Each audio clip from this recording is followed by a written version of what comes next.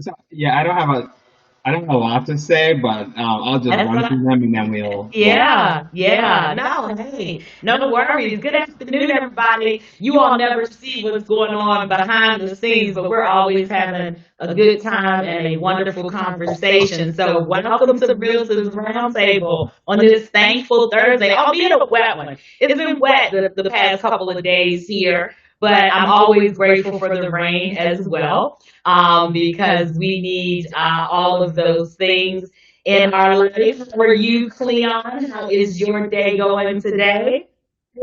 is everyone here in the nation's capital, and I'm just, I went for a walk earlier today. The leaves are all on the ground, so it's a change in season, and you can't have the flowers in the spring if the leaves don't fall off in the fall. So, we just gotta appreciate each season. So again, I'm Each glad to be season. back.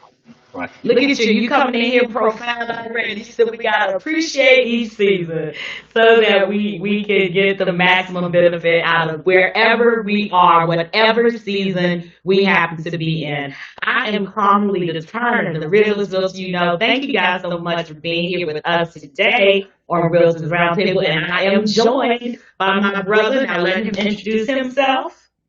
Hello everyone again, Cleon Smith, realtor and investor based out of the Northern Virginia, DC, Maryland area. Yes, yes. Thank you for being here with me today. Listen, folks, let me tell you, like I said, you never see what's kind of going on behind the scenes before we come here live for you every Thursday on Realtors Roundtable. But we have been having a wonderful, I always have wonderful conversations with Cleon, with our other co-host, Craig Gilbo Jr. Actually, Cleon, so Craig today, let me ask you, before I tell you what Craig's doing today, let me ask you, Cleon, do you know how to swim? Do I know how to swim?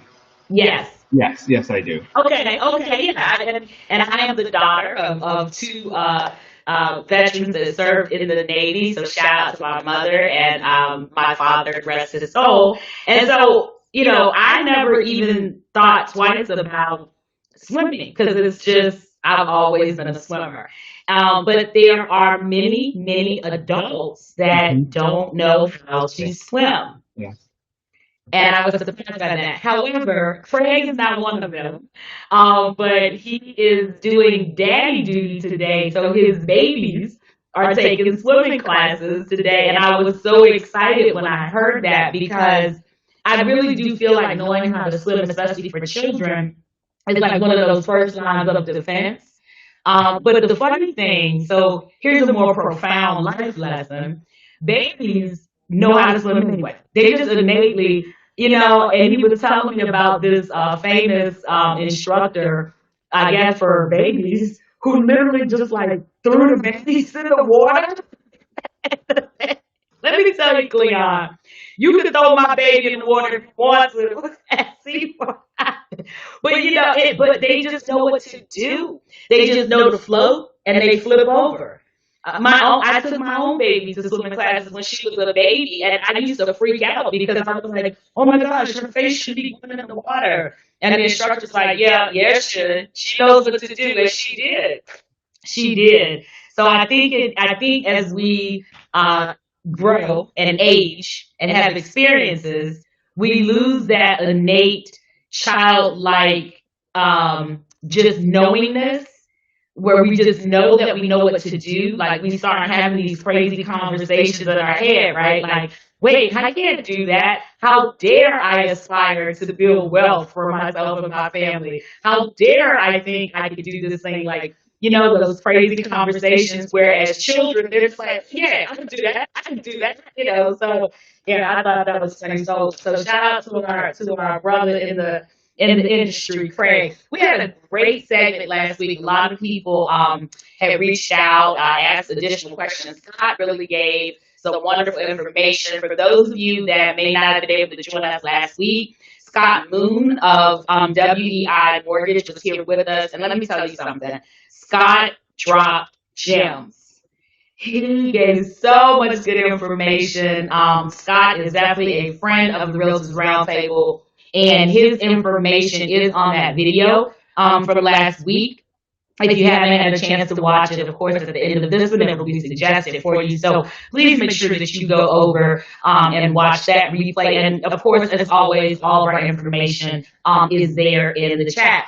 All right, folks, today is a tough one. It's been, like I said, it was a rainy, thankful Thursday. So we really want your interaction. We want to know that you're here with us. We want to know your thoughts, your questions on our topic for today, which is how do you show up? So let me kind of tell you where this is coming from. So I've been kind of reflecting on a couple things, and I reached out to Craig, reached out to Cleon, and I said, you know what? Let's not only have a conversation first about how we show up. So that means how do we show up in life? How do we show up in business? But last week, I had canceled my podcast last week. I did, we did do the podcast this week. And it was because there was just so much uncertainty last week. A lot of things were still up in the air. But now, this week, we know that we have a new president-elect, Joe Biden, and vice president-elect Kamala Harris. So you see in the span of a week how much things can change. And that's not just in our politics, that's in our lives, that's in our business, that's in our day-to-day. So we were thinking just having this conversation about, okay, first and foremost, how do we show up?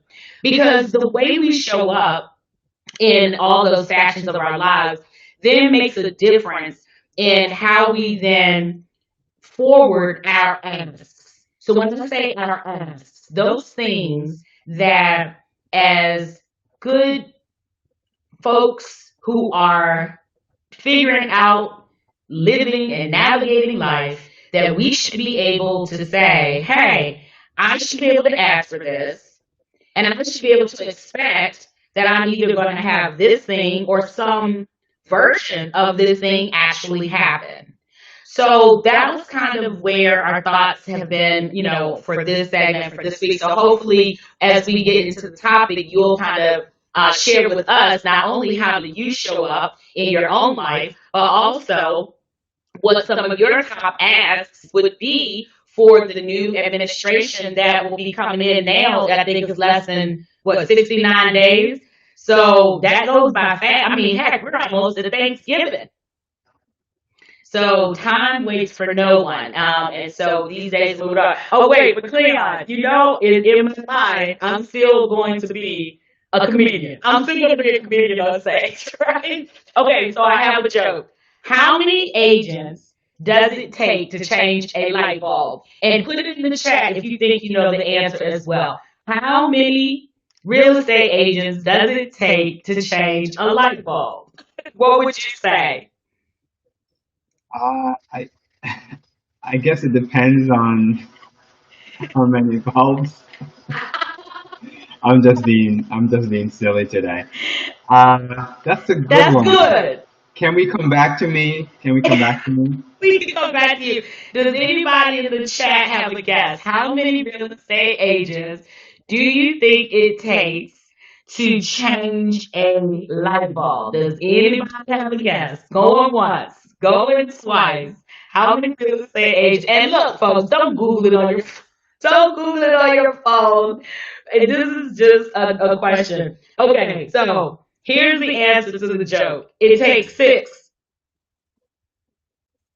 No good reason. That's just how many it's always been. Cleon. Now, you already know. You already know. One of the things that is prevalent, and let me say, both Cleon and I came to real estate from other industries. We existed in other places. And I know because I have had conversations with Cleon many times that there are things that we will question, and the answer is like there is no answer. It's just like, well, that's just how we do it all the time. And it's like, why? Why do we do it that way? Why is it that way? So I was cracking up at this joke because you and I know that we run into that a lot. But I said that's a perfect joke to kind of tie into what we're going to be talking about today, as far as you have to know how it is that you show up, number one, for yourself, in your business and whatever it is that you're doing. And then you have to be clear about the fact that it's okay for you to have and ask. Just because things have been done a certain way all the time doesn't mean that they have to keep going that way. There are many times where there may be a more efficient way, a better way, a safer way, a quicker way. That there may be another route. So I was like, oh yeah, that's a perfect joke for this segment because we run into that quite frequently. And let me say, it is not because anyone is, they're not being mean. They're just like, I don't really know why. We just have done it that way forever. And then it's like, well, okay, I guess, it's like, I'm sure there's a different way. So, all right, let's start with you, Cleon. So, when you were thinking about how do you show up, what did you come up with for yourself as far as how you show up? So I've been reflecting on this past few days, and one of the things I wrote down or reflected on was being prepared, and that involves doing the homework. Yes. I know for those of us with kids or in school, homework can conjure you know images of Anxiety. trepidation and horror, but um, doing your homework, whatever that means for you, is whatever that could be for you, but that's being prepared, meaning have you done your research, have you if you're trying to build a coalition to pass something, or even run for your HOA board or something, do you have the Yeah. support? Have you made those connections with folks? Have you reached out to folks who've been doing the work before you've gotten there? So just being prepared. So that's one thing that I reflected on. Something else I jotted down was to tell the truth even when I don't want to, and even when it's not pleasant to Mm. hear. I was having a conversation with a client. He called me. He saw my name, my number on the road, on the side of the road, and he called me, and we were just having a conversation. And I said, I got to tell you, this is how I do business. This is my philosophy. This is my mission. This is my vision. And it's okay if you that's not what you're looking for, but I just want to be straight and forthcoming with you that this is how I operate. Um, and for everybody's taste, some people like some people like cats, some people like dogs, whatever analogy you want to use. But I said, I tell the truth, and if you hire me, I'm going to tell you things you may not want to hear, but I'm going to remind you that that's why you hired me. And so that was just something else that I do for That is good. myself. Yeah, I do for myself to make sure I'm telling the truth, even when it's sometimes, frankly, I don't want to face the truth, and sometimes the truth is Mm. hard to face. But I think we have to start there. And for me, that's how I show up for myself, for my family, and for the people that are my partners and people that trust me. And finally, I Yes. would say this is hard to say, but it's true: is don't accept mediocre. Don't accept mediocrity. It's easy. It's the easiest thing to do. It's well, okay, halfway, but don't accept it. You Mhm. should strive for more than mediocrity, and so Yes. just not being mediocre. That's just if you're gonna do something, be the best at it you can. And that can sound like okay, that's what we said to our kids, but if you really practice that, you realize that it's hard to do, but it's very fulfilling. Um, Yes. being not being mediocre. If you're going to be Mm. in an industry or be a parent, whatever your calling is or whatever you're doing, say to yourself, am I being just mediocre? And if the answer is yes, then you have the power, you have the ability to change that. And so those are just three quick things that I reflected on this week. Those are powerful. I love that. I love that you clearly said, I'm going to be honest, even when I don't want to.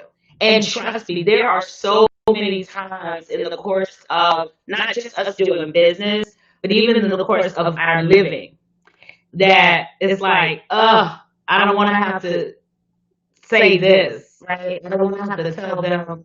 this, or especially if it's in business and a client has lost out on something they really had their heart set on, and but then also in life, sometimes we have to really be honest, even if it hurts. It's like, yeah, no, this isn't the best situation for me, or this isn't working. I love that you said also about that being prepared. Yeah, that, and actually that was my number one on my list, being prepared. So that's probably why you and I are just so alike in many ways, because I want to be prepared for a lot of reasons. I want to be well informed. I like to be well planned out.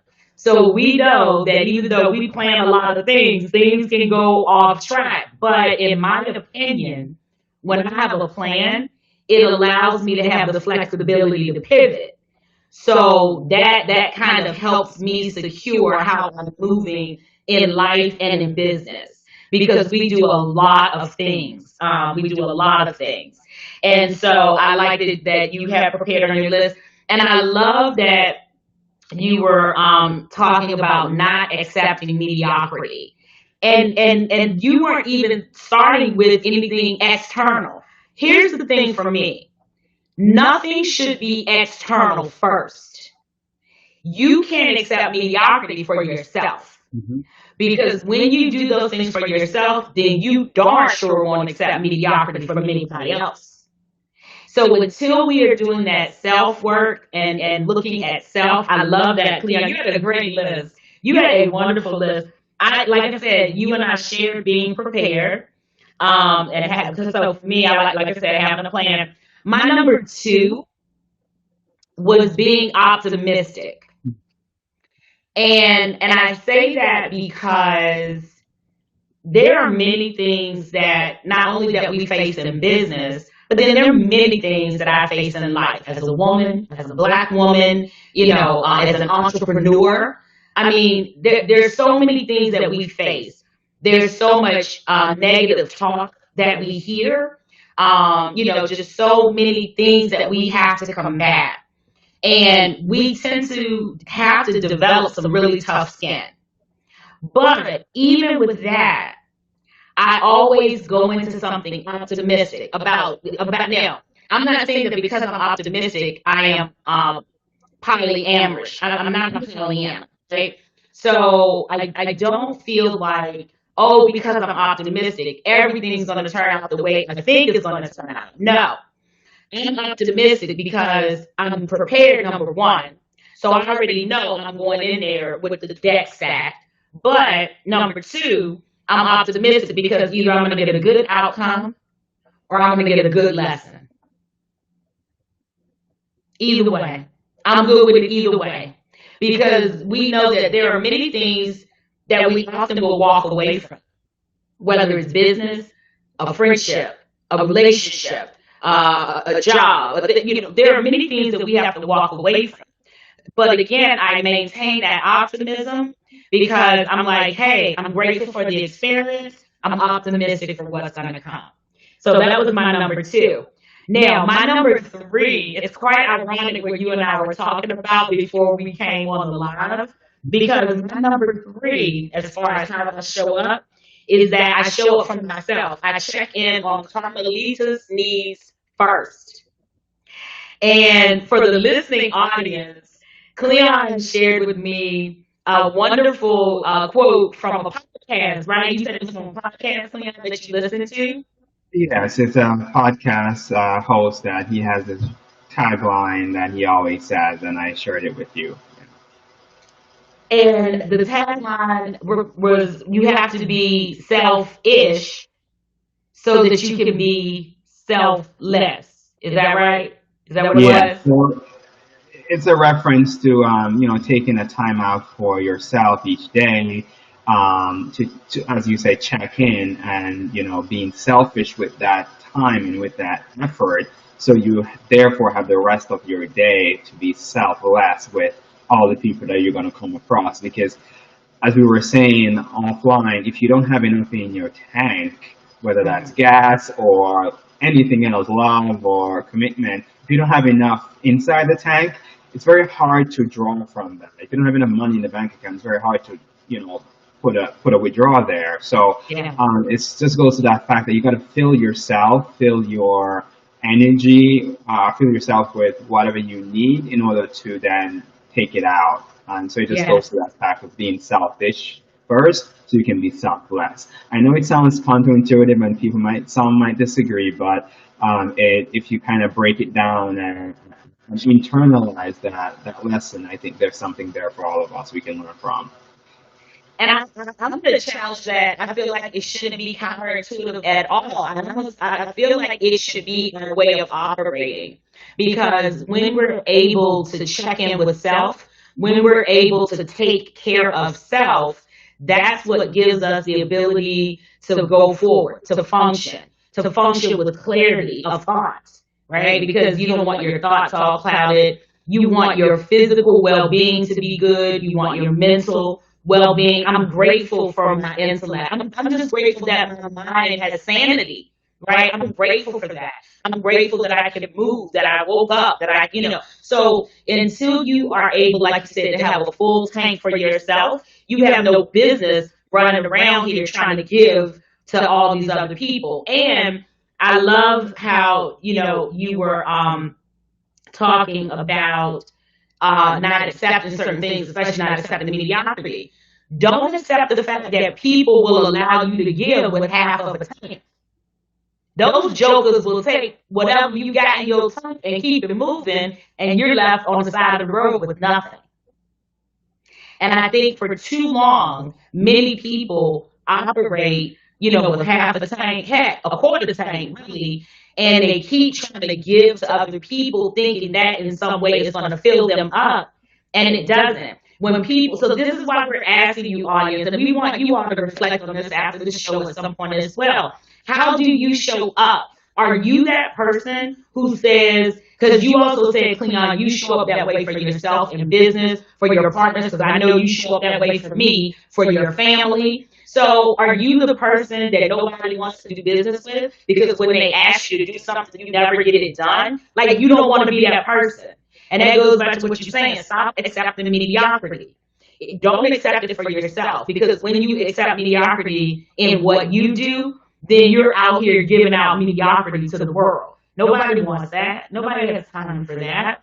So you need to ask yourself how you show up. And again, the reason we're starting with this is because reflecting on that gives you clarity. It gives you a state of mind and a peace of mind where you're able to say, okay, I'm good. I know that I'm giving myself 1,000%. I'm showing up for myself that way. Now, what am I asking for from the world? What is my ask, right? So in this instance today for us, and let me say this too, because my talk about it Tuesday next week, I'm gonna have a special guest on my talk about it Tuesday, which is here on this channel called Carmelita. Make sure, folks, that you're giving us those thumbs up. I haven't seen any messages. Hey, Gloria. Gloria says hello to you, Cleon. I'm just chopped liver in here, Cleon. I'm chopped liver here, but It's good to have you on again, Gloria. so yeah, but because one of the things that I know for us, and we are all out and about and on the move quite a bit, but I think that we are all very aware of our sleep. Cleon is probably better about the sleep than I am, but we're all aware of our sleep, all aware of our eating habits. Grabbing water and taking it with us because in addition to being standouts in what we do professionally, we want to make sure our health is good. We want to make sure our spirituality is good, that we're taking time to rest, to rejuvenate our minds and bodies. So make sure that you join me on my Talk About It Tuesday or, check that out next week. We're going to have a huge Instagram influencer on. Actually, he just won a contest this week, Life's the Pitch. So he will be on my Talk About It Tuesday next week. Because that physical well-being is equally as important. Don't accept mediocrity when it comes to your physical well-being. Don't just accept what doctors, we respect doctors, and I do respect science, but we were healing ourselves through nature before all these pills and shots and things of that nature. There has to be some balance, okay? So make sure that you are asking yourself, how do I show up for myself physically? So when you have that type of clarity, it helps you know what your ask is of the world. But for today, here on Realtor's Roundtable, I asked everybody to come up with their top three asks for when the president-elect and vice president-elect invites us to the White House, because I'm sure they're going to come across Realtor's Roundtable and they're going to say, we need those folks at the White House. I welcome the invitation any day. I will rearrange my schedule to make it happen. Absolutely, yes, I will definitely do the same. But I always in my mind, I'm always prepared for, when that person reaches out to me, when Oprah calls, wants to interview, because listen, folks, we show up here so that we're getting this information out into the world. So I've got my top three asks, and I just want to reference something. I'm not going to play the clip. I had loaded the audio, but I'm not going to play the clip. I am going to reference the clip, and of course, anything that we use here on the Realtors Roundtable is protected by the Fair Use Act. I do not own the rights to it, but I do like to put that out there because that's how we live in these YouTube streets. So, on actually September the 23rd of this year, 7:21 a.m. in the morning, back then, former Vice President Joe Biden was on the Steve Harvey show.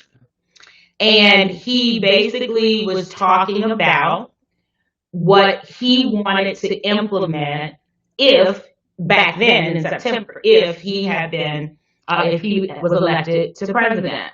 So mind you, now we know that he is now President-elect Joe Biden, right? Well, one of the things that he mentioned, and I literally recorded it. That's why I say fair use. I'm not selling it or anything like that. He said that one of the first things he wanted to create was the elimination of any barrier preventing blacks from purchasing homes. And he said for first-time home buyers, he wanted to implement a $15,000 home down payment for a home. That, folks, is huge. It's huge because one of the many barriers that we encounter for people who want to own their first homes is the down payment. And so for me, a person who wants everyone to own as much dirt and as many doors as they want to have, especially those in the Black community, when I heard him say that, I was very encouraged. So if I had to say what's my number one ask, my first ask of the three that I have here is that you hold true to what you said on September 23rd, 2020 at 7:21 a.m. on the Steve Harvey Morning Show. That would be my first ask. What was your first ask, Leon?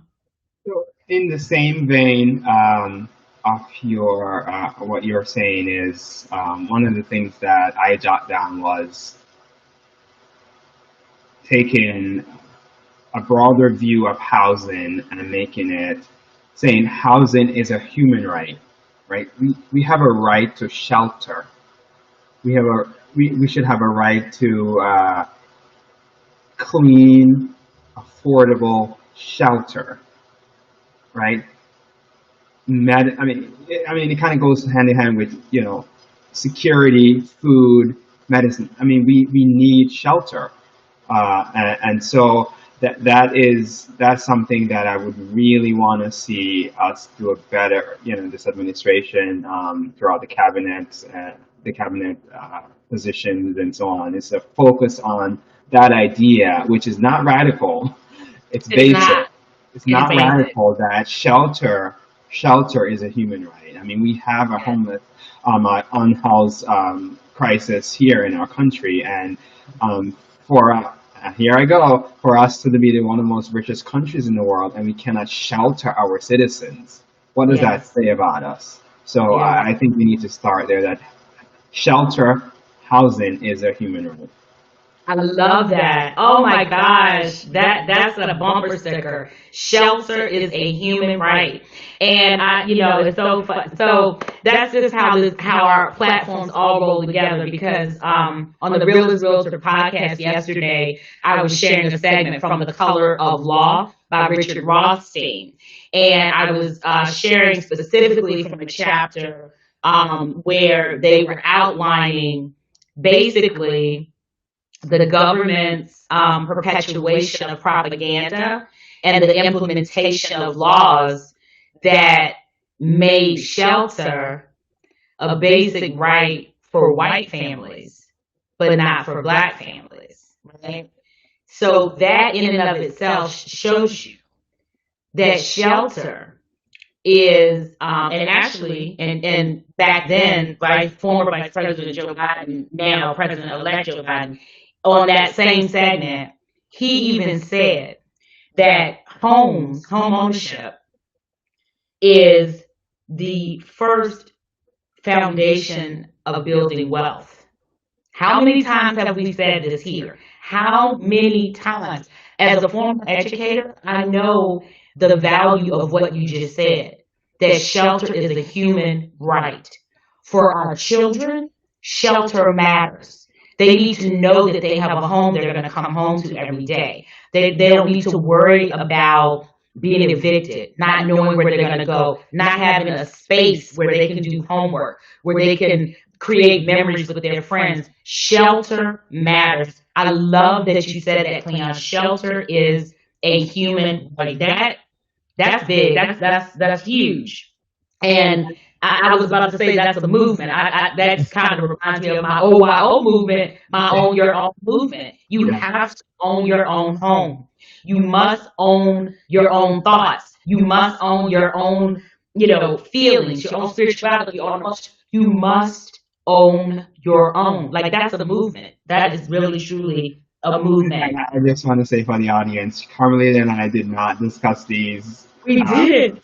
it just so happens that our cross currents are running into each other, and I love it. Yeah. That's just, Yeah. that's just shows, you know, I, we we have different ideas and different thoughts, but at the end, our mission is the same. Our mission yes. is, helping more folks build that wealth, build that foundation, that we can have something to pass on to our children and to our children's children, and definitely Yes.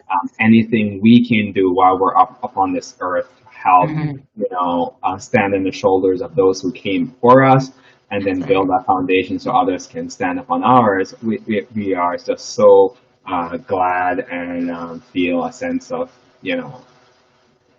we want to be doing that. So We do. thank We you do. again for always reaching out to me, and I'm so grateful to be a part of this enterprise. Listen, I'm telling you, well, you're the star of the show. I'm merely just a moderator. So, but I think we are just always real time examples. Because let me just say, Cleon is spot on. Even though Cleon and Craig and I, we talk about, we don't talk about the show. We may know what the show's going to be about, but it's not like we compare notes. So we are a real time example of what is possible when you align yourself with like-minded people.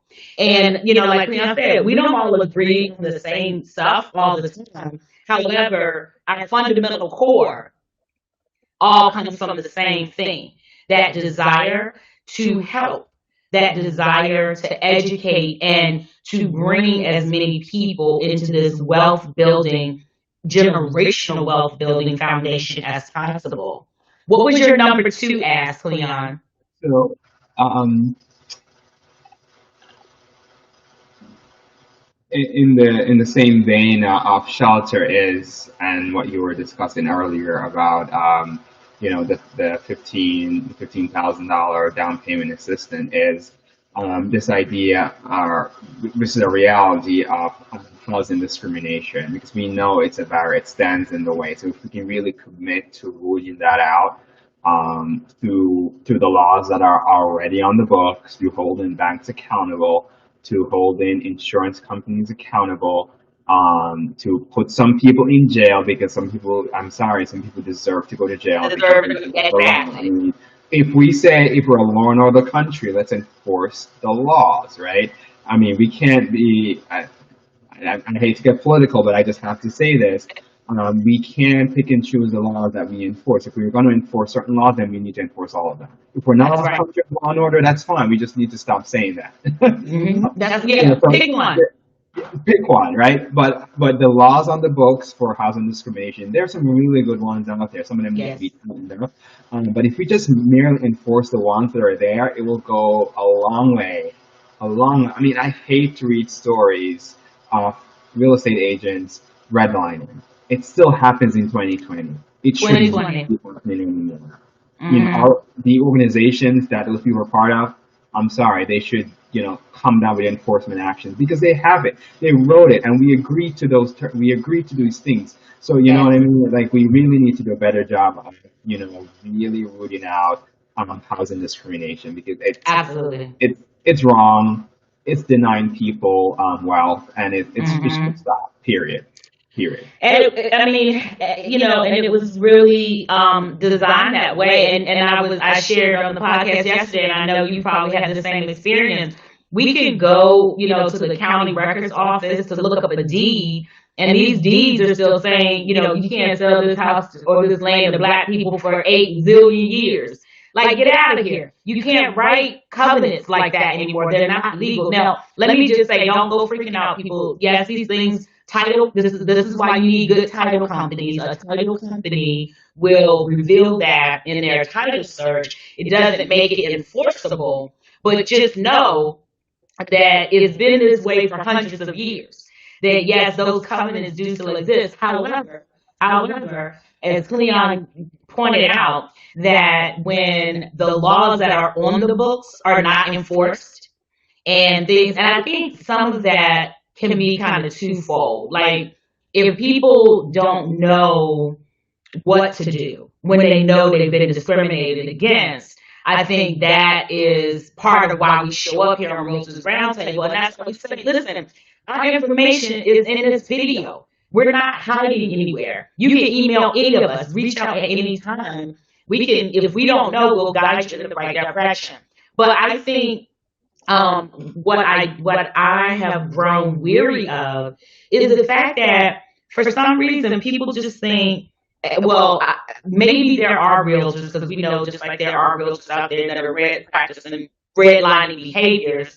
People just think, oh, you guys are just out here living the life, making all the money, doing. No, we're out here working in our profession, in our craft, just like you do when you go to your job.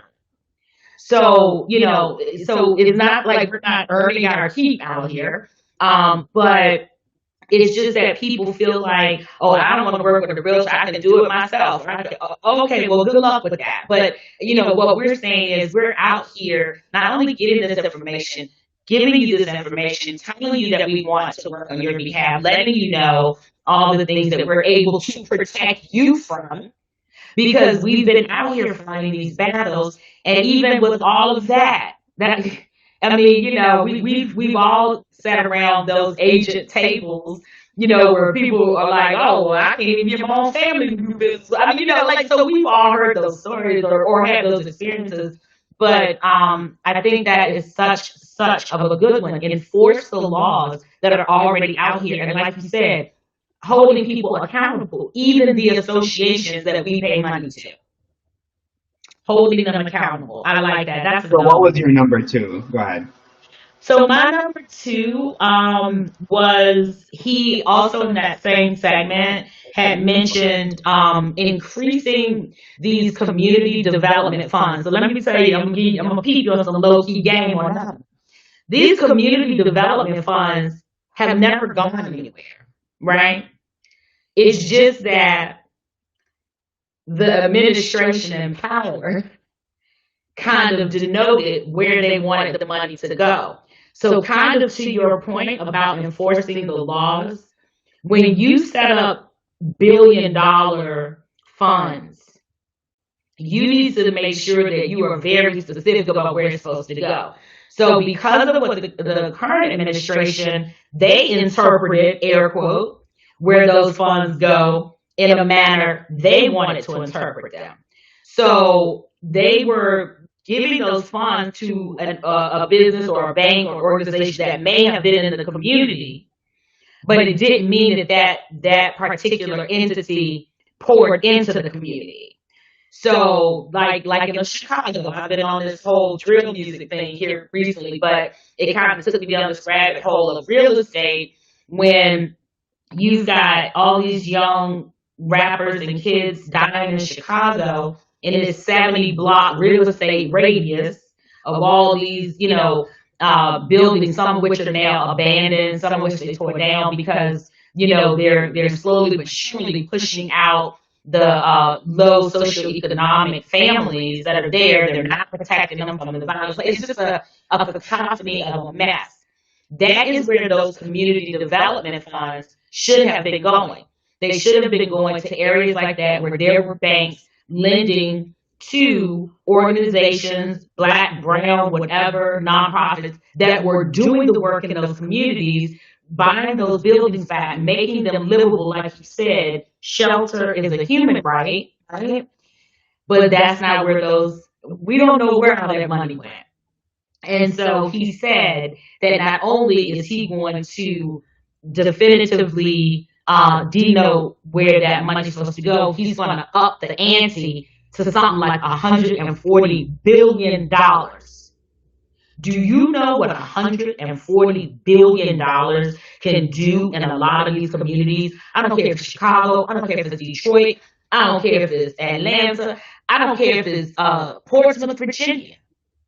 That money can do a lot of good as far as reclaiming businesses and some commercial places that could become like a co-op for multiple businesses to share and grow. I want to see that money put back into these communities. I want to clearly see it defined, and I want to see it put to work. So I'm holding them accountable for that. And when I tell people, I only do what's in my wheelhouse. And my mother can attest to this. My whole family can. Like, I remember one time, I think I got blocked from the White House website. This was when I was younger. Because I was constantly going over there, sending notes or sending letters or just, different things. That's who I am. I'm the person. I don't, if I voted for you to be in office, I don't care if you're a Republican or Democrat. I don't give a fuck. I'm coming to your office. I'm coming there. I'll make an appointment. Folks, you can do that. You can make appointments with your representatives and actually go sit down and talk to them. They work for you. They work for you. They work for you. They know they work for me. They're like, probably again. But, but you learn a lot of good information. They get to know who you are. And I think I've done those things all the time. I write letters. So that's what I'm going to be doing. That's why I said I wanted to ask myself, how do I show up? And then I wanted to be clear what my top 3 asks are. And I'm going to drill it. I'm drilling it in. Drill it in. These are my top 3. Now I have many others, but these are my top 3. And I'm going to keep putting it out there. They're going to get so tired of getting emails and letters and calls to me. Oh, well, you work for me. So, oh, well, you just have to keep hearing it. And you're going to keep seeing me, and you're going to keep hearing it. Like, I don't know what else to tell people. It's literally that simple. That is what you're able to do. I mean, so they kick you off the website, but that's a whole different situation. And so, what was your number 3? What was your final ask? And this one is not original to me. I believe a gentleman, we discussed his work on an earlier episode, Andre Perry of Brookings, and his whole idea is, and I really like it, is invest in people. Right, so we talk about those billion funds. Like if the government said, okay, we have this pool of money, instead of thinking okay, we're going to give it to these organizations, think, okay, how do we impact people's lives? And if you come at it from that perspective, I think you get a bigger ROI, you get a bigger bang for your buck, because then you are really investing in people. Because as Andre Perry says, there's nothing wrong with black people that solving racism can't fix. There's nothing wrong with black people that solving racism cannot fix. Amen. Amen. So when you're investing in people, you're giving them the ability to do for themselves, to create wealth for themselves, to build their communities, to build resilient families, and it's better for our whole society. But we have to invest Yes. in people, just like we invest in people when we did the GI Bill and Black people were kept out of it. Just like we did invest in people when we created the FHA program. Just like we invest in people when we created the suburbs to be what they are, right? Yes. Am I cutting too close to the bone? No, you're not cutting. Please, you know I cut to the white So, meat. so So that's the perspective that we have to take in this. You know, we again we stay in our wheelhouse, and I'm coming from a real estate perspective. And so, to your point, when we look at those funds that we know should flow into our communities, we need to start saying, how do we invest in the people? yes. Not to like, okay, we're going to give it to this institution, and then they take it Mm-hmm. and pay their you know Mm-hmm. officers to do. Let it Not go. that there's anything wrong with fairly compensating people. That's not what I'm saying. But we need to come at it as, how do we take this money and invest in people? Because we know when we invest in Black communities, it's the money circulates longer and it impacts more folks. We know that. We know Yes. that. Yes. Research has Yes. shown us that. So how do we, continue to invest in those communities by impacting people's lives? And I Right. think from a real estate perspective, that's my third ask is, Mm-hmm. when we're setting up these funds and thinking of, strategic plans for these, you know, to put money in these communities, we need to come at it as at invest in the people. Yes, I agree. That's a wonderful third ask. I love that one actually, invested in the people. And I want to piggyback on Cleon's how does he show up for himself? And when he's saying invest in the people, that is also why he's saying don't accept mediocrity. Because if we're saying these are the asks that we're going to put forward, whether it's us, whether it's you and the listening audience, whoever, that means don't be mediocre. You have to be ready when the investment is coming your way. So, have your businesses structured or have those things ready. Have that clarity of mind so that you'll know what you're asking for. How and what is the value add? How is that improving that community? Like you said, how is that going to be an investment in the people, in the greater good? And so all of those things are so important. I love that ask. That's a good one. And just to give you a current example with the PPP loan program, we know so many minority businesses got shut out of this $1 billion fund. I mean, Congress always said, "Oh, we can't give money directly to people. There's too much problems with it. We don't have the money." In how many weeks did it take to put out billion? Yeah. Would it be Oh, money it for was a gone for a people's month, I pocket? think. We did it, and so it was just so disheartening to see that so many businesses that we work with were not able to take advantage of that because they didn't have certain infrastructure, they didn't have certain Right. relationship with banking institutions Right. for many different reasons. And Correct. again, we we know how the story is gonna go. So the next time around, when an opportunity like this comes to our communities, we're not able to take advantage of it because there's certain things that are just not in place, not going to work in our favor. And now Yeah. that we know that, so what can we do to change that dynamic so when the next set of investments come, we're ready for it. We can take Right. it and build, right? Yes. And again, investing in the people, right? Right. That's Right. the key takeaway out of this because that's the only that because people are going to make decisions that are good for themselves and their communities. The government in DC doesn't always know what's great for a farm in Iowa or an Correct. entrepreneur in central LA, but the Yeah. community around there knows that. All That's they're right. asking for is a fair chance, as Joe Biden says. All we're asking for is a Mhm. fair chance and a fair Fair shot. chance. That's right, a fair chance. And some people will argue, hey, we don't want to take anything from the government anyway. We just want to do it on our own, which I think is a fair sentiment. But like you said, there is nothing wrong with taking something to give you the jump start to take and build from there. but again, it requires the infrastructure.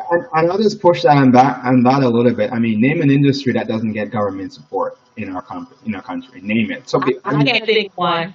and people always say, "Oh, we don't like socialism, and we don't like." And I'm sorry to get this political, but the oil companies, they don't give back their billions in subsidy because they don't like socialism. They gladly take it.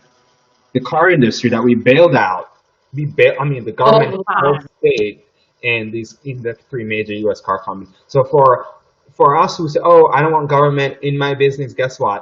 They're in your business, the banking industry, you name it. They're in there, and they support it, and Yes. there's nothing wrong with that. Right. And Right. I'm all for working hard and not waiting for somebody to come save you, because we know no one's gonna come save us. Right. But there's nothing wrong with using it's our money, it's our tax I was money. gonna say it's your tax We money. have Yeah. decided as a society to support certain things. Now Yes. we're saying some of those things may not be good for the planet or good for our future. So therefore, we need to rethink and we need to reconfigure how we want to, allocate these funds. And so, Yeah. yes, I do want the government to be involved in certain industries to some That's right. extent. But guess what? They're involved in many, many industries right now, and all those lobbyists who get their money for their industries every Hmm. year do not complain that they're worried about socialism. So Not one bit. I'm Not. sorry, I'm not worried about the government giving more money to the real estate industry. I'm just not, because I want to put more people in homes to build more wealth, and if the government's going to Absolutely. help me do it, I'm glad for the help. I'm all with it. I didn't mean to get political, but I No, just need I to love just it when you get heated. because we are so caught up in these labels, right? Yes. And Yes. we don't get far enough down the road because we get stopped halfway and we fight over these terms and these things where Mm. in the long run we're not focused on the full Yeah. the full extent to where we can go. You're right. You're right. And that's yeah, that's no reason to get stuck on, minor details when it's the greater good, the longer game that you should be playing anyway. And that's interesting. The last thing that I even thought about, especially as you're talking about you want to put more people in their home ownership, my third ask was student loan forgiveness. Um, Figure out something with that student loan debt because that is preventing a lot of whether they were first generation college kids or, kids that whose families just couldn't afford, that is preventing so many of them from breaking those cycles and starting to build that wealth foundation. So that's my third act, student loan forgiveness. I a lot of folks as well. My kid didn't go to college, or I went to college in the '70s, and we paid our way. Well, the dynamics of that have all changed. You really need a college degree right now as a basic, as a as it's like a college. Mhm. I hate to say a college degree is like what a high school. And Exactly. so we should not blame people and blame families for trying to get ahead, right? Because all the signals in our society is saying go to college, go to college, go to college. And so when that happens and kids go to college and come out with this debt, we as a society has to find a way to then say, all right, how do we make this work? Yeah. Yes, not everyone is going to go to college, and those who choose or for whatever reason don't go, Sure. that's fine. But we cannot say, well, they went to college and they got 2 degrees and it's on them and I have no part of it. Right. Um, because as a society, we all benefit from a more educated Of citizenry. I think course. that's Oh, of good for course. Oh, it's yes. good for Yes. our democracy. So, Yes. yeah, we all have our role to play. The education, the colleges do, the government do, the private sector do as well. But we really need to. I agree with you. We really need to do something when it comes to Yeah. To it's that student. hampering. It's hampering so many folks from It is. It from is. building wealth because they have to worry Yeah. about this huge The debt student over them. debt. So, Yeah. yeah, And it's a absolutely, huge gap. It's a absolutely. huge gap. And yeah, I agree. Dang, you just dropped in so many gems. You said education is good for the democracy. Man, Cleon, you coming with the fire today. I mean, these past couple years have shown us that. Yes. We there Yes. there there is a there is an assault on truth, and Mm. so we as a society we need more people who can separate what is true from what is not. You're right. You're We're right. better, we're better off the more people that can do so, and I'll stop there. Nope, I agree with you. I love your brain. I love your mind. What's your number three ask? Oh, I think that was it. Just that Yeah, just invest in people. Yeah, yeah. oh, that's It's kind of broad. It's a little broad, and I know that, but I believe we can take it in so many different ways. Whether it's student loans, whether it's even this health crisis we're in right now, and talking about how do we provide more health for our citizens, because we can do yes, it. we can do we it. we can do it. We just choose not to. We prioritize certain things over others, and guess what? Those priorities sometimes are out of sync, and we can Yeah, reallocate them. There's nothing wrong with that. And I'm not saying correct. we could spend money on wars or that or this, but all I'm Sure. saying is we have the capability to invest in people. And Yes, we do. health is one of them. Yes, we want to be secure in our homes and Right. so forth. And we can do both. We can. We can do. It's not a trade-off. So Mhm. that investment in people can go in so many different directions. So I left it broad because we can take it in so many ways. And I love that. It's not a trade off. We can do both. We're the greatest nation. We say we One of are. the greatest in the I mean, land.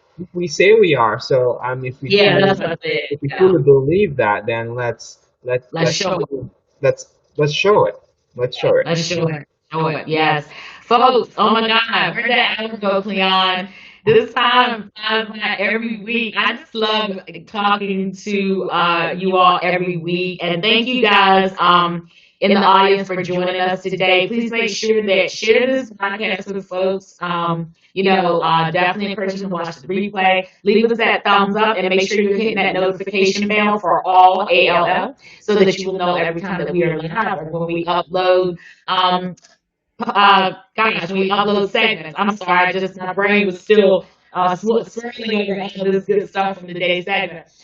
This is Carmelita Turner. I'm a realtor in Virginia and the entire state of Maryland as well. And I'm with my co-host and brother, Cleon Smith. Our contact information, of course, is in the description of this and all of our Realtors Roundtable table videos. Next week actually will be our last week in November because the following Thursday is Thanksgiving. That's what I said. These days are flying by. So hopefully you guys will circle back around and join us next week. We're here every Thursday at 4:30. And again, if you have questions or comments, we invite all of them. Just leave them here in the video. We will see them and we will respond. So we thank you guys for showing up here at Realtors Roundtable. Keep coming back. And of course, I always say we leave you in the same manner which we came, and that is